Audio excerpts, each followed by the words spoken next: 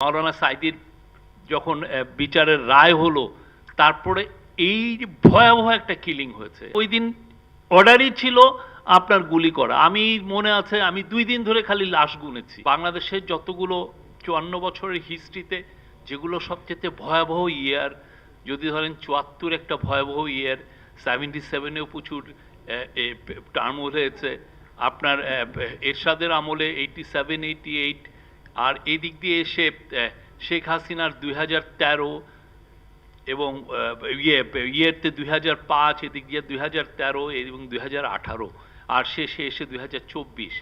তো এই ২০১৩টা আমার মনে হয় যে বাংলাদেশের চেয়ে ভয়াবহ ইয়ার কিছু নাই। মাওলানা সাঈদীর যখন বিচারের রায় হলো, তারপরে এই যে ভয়াবহ একটা কিলিং হয়েছে, আপনি দেখবেন তেমন একটা নাই। ওইখানে অর্ডারটাই ছিল যে আপনি যারা বের হবে তাদেরকে গুলি করা হবে, রাইফেলের গুলি।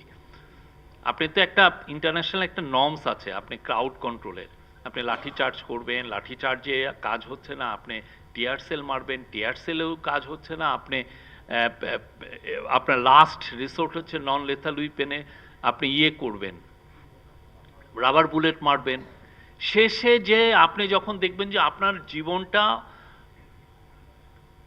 হানি হওয়ার সম্ভাবনা আছে, তখন আপনি সেলফ ডিফেন্সে গুলি করবেন। আর ওই দিন অর্ডারই ছিল আপনার গুলি করা। আমি মনে আছে আমি ২ দিন ধরে খালি লাশ গুনেছি।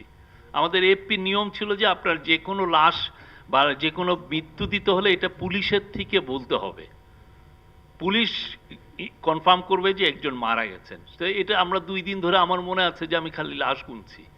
ঠিক তেমনি আপনি ২০০০ ওইটা তো গেল হচ্ছে ২৮শে ফেব্রুয়ারি থেকে 1 অফ মার্চ, আর এদিক দিয়ে ধরেন ৫-৬ মে গেল হচ্ছে